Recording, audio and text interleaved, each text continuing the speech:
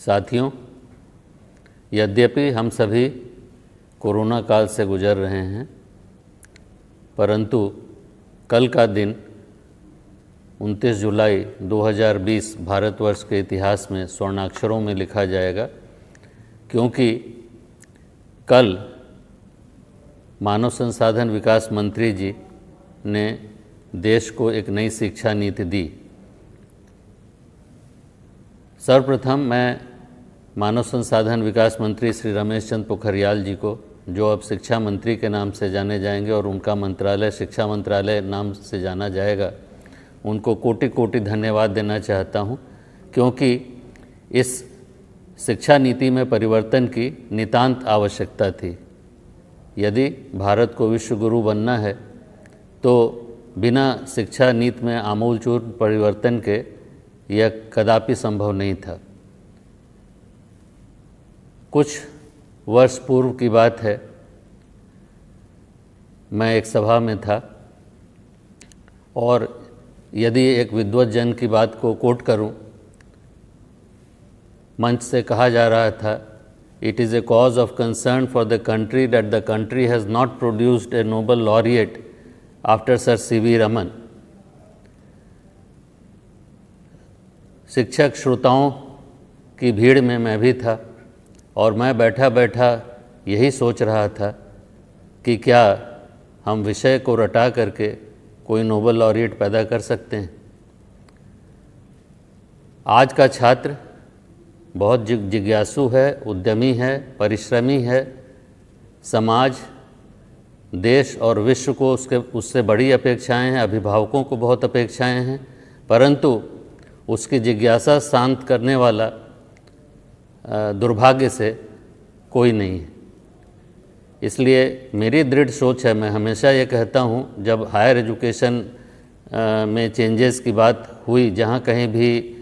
मैं था वहाँ मैंने हाथ उठाया और जब पूछा गया तो मैंने वहाँ पे कहा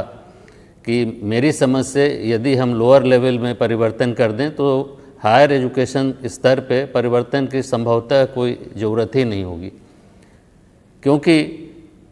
मैंने अपने बच्चों को देखा है, जब वो स्कूल में पढ़ रहे थे, जब वो कोई शिक्षक से प्रश्न करते हैं तो शिक्षक या तो उन्हें डांट करके बैठा देता है या जलील कर देता है और उसकी जो प्रश्न पूछने की इच्छा शक्ति होती है वहीं मर जाती है। और इसलिए जब वो कॉलेज या विश्वविद्यालय में आता है तो उस ललकारने के बाद भी छात्र प्रश्न करने की स्थिति में नहीं होते हैं। तो इस तरह की शिक्षा आज क्लासरूम में छात्र अट्रैक्ट नहीं होता है, क्लासरूम में छात्र आते नहीं हैं। वजह है उसकी, मुझे कोई कहने में झिझक नहीं है कि यदि हम खाली क्लास में चॉक एंड टॉक करेंगे, कुछ वर्थवाइल छात्रों को नहीं देंगे, जब उसके पास आज प्रिंटेड फॉर्म में ही नहीं, इलेक्ट्रॉनिक फॉर्म में तमाम मटेरियल क्लास के बाहर उपलब्ध है, तो छात्र क्लास में क्यों आएगा। इसलिए इस नई शिक्षा नीति में बदलाव की नितांत आवश्यकता थी और पुनः मैं शिक्षा मंत्री जी को धन्यवाद दूंगा कि उन्होंने एक नई शिक्षा नीति दी जो बहुत व्यावहारिक है। संक्षेप में अगर इस शिक्षा नीति की कुछ बातें करूं तो इस नई शिक्षा नीति में इसका ध्यान रखा गया है कि कंटिन्यूअस इवैल्यूएशन छात्रों का हो और इस असाइनमेंट क्विज़ द्वारा क्लास में छात्रों को एंगेज रखा जाए, क्योंकि मेंटली एंगेज रखना बहुत आवश्यक है। और इस तरह की पढ़ाई से लाभ ये होगा कि छात्र कोचिंग इंस्टीट्यूट की तरफ जो उनका अभी जाने का रुझान है उसकी कतई कहीं आवश्यकता नहीं पड़ेगी, क्योंकि ये सर्वथा जो कंसेप्चुअल लर्निंग है वो रोट लर्निंग से भिन्न है। दूसरी एक बहुत महत्वपूर्ण चीज़ हमने इसमें देखी जो हमारे क्षेत्र से जुड़ी हुई है, वो है कटिंग एज टेक्नोलॉजीज़ की बात हो रही है। इसमें उन सभी चीज़ों का समन्वयन किया गया है, जैसे big data analysis, machine learning, genomic studies, bio informatics, biotechnology, nano technology, neuro sciences, जिसकी आज बहुत ज़्यादा मांग और आवश्यकता है विश्व में। तो इन सभी कटिंग एज टेक्नोलॉजीज़ पर जब हमारे छात्र अपनी अच्छे ढंग से शिक्षा लेंगे तो निश्चित ही इन सभी क्षेत्रों में भारत अपना योगदान कर पाएगा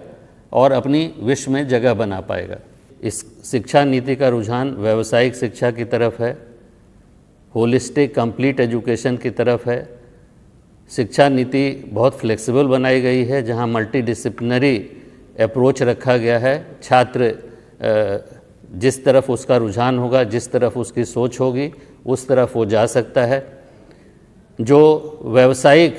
जगत के लिए जिन गुणों की नितांत आवश्यकता है, जैसे communication skill, team work, time management, इन सभी चीज़ों का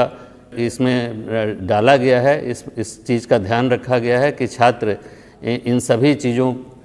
को सीखें, क्योंकि बिना टाइम मैनेजमेंट के और बिना टीम वर्क के जितना भी वो रट के पास कर लें। अभी तक दुर्भाग्य से क्या हो रहा था कि छात्र,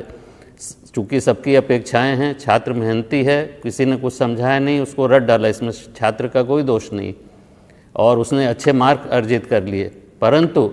व्यवहारिक जगत में उसकी वो शिक्षा कहीं प्रयोग में नहीं आ पा रही थी। तो मुझे पूरा विश्वास है कि इन परिवर्तनों के साथ जहाँ कंसेप्चुअल रोट लर्निंग को कंसेप्चुअल लर्निंग से रिप्लेस किया जा रहा है, क्रिटिकल थिंकिंग पे जोर दिया जा रहा है, ताकि छात्र विश्व में परिवर्तन जो आ रहे हैं उसके हिसाब से तैयार हों और बेसिक साइंसेज में रिसर्च करने लायक बने। तो ये सभी चीज़ें जिसकी नितांत आवश्यकता थी, हमने देखा डिजिटल एजुकेशन, ऑनलाइन शिक्षा जो आज के समय की मांग है, इसके ऊपर भी बहुत एम्फेसिस है। बहुत सारे स्रोत सरकार ने क्रिएट किए हैं जिसका उपयोग कर छात्र एक अच्छी शिक्षा की तरफ जा सकता है और समाज और विश्व को में अपना मूल्यवान योगदान दे सकता है। परंतु एक बात है, नीति तो बहुत अच्छी बनती है, बहुत सारी अच्छी नीतियाँ बनी, लेकिन नीति बनाने के बाद उसके कार्यान्वयन के लिए उसका ढंग से पालन हो, ताकि जो उससे अपेक्षाएं हैं वो हम सबको मिल पाएँ। मुझे पूरी उम्मीद है कि हम इस चीज़ का ध्यान रखेंगे और ये आसान नहीं है, इसके लिए बहुत मेहनत करनी होगी और मेहनती लोगों की आवश्यकता है, क्योंकि नीति में खाली बदलाव कर देने से हम कोई परिणाम हमें मिल जाएगा, हम पा लेंगे जो हम उससे चाहते हैं, ये संभव नहीं है। इसलिए अच्छे लोगों को और जुड़ना होगा, अपना समय देना होगा जो नितांत आवश्यक है, तभी ये शिक्षा नीति जिससे जितनी अपेक्षाएं हैं वो हम सभी को मिल पाएंगी और हम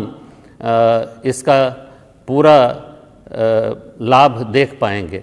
मुझे विश्वास है कि अच्छे लोग जुड़ेंगे और जिस सोच के साथ ये शिक्षा नीति बनाई गई है, इससे देश में परिवर्तन आएगा और भारत एक विश्व गुरु बनेगा। मैं पुनः मंत्री जी को इस अभूतपूर्व सोच के लिए और पूरे भारत सरकार को, माननीय प्रधानमंत्री जी को धन्यवाद देना चाहता हूं कि उन्होंने ये नई शिक्षा नीति हम सभी के सामने रखी और भविष्य में हम इसका पालन करते हुए निश्चित ही विश्व में अपना योगदान दे पाएंगे। धन्यवाद।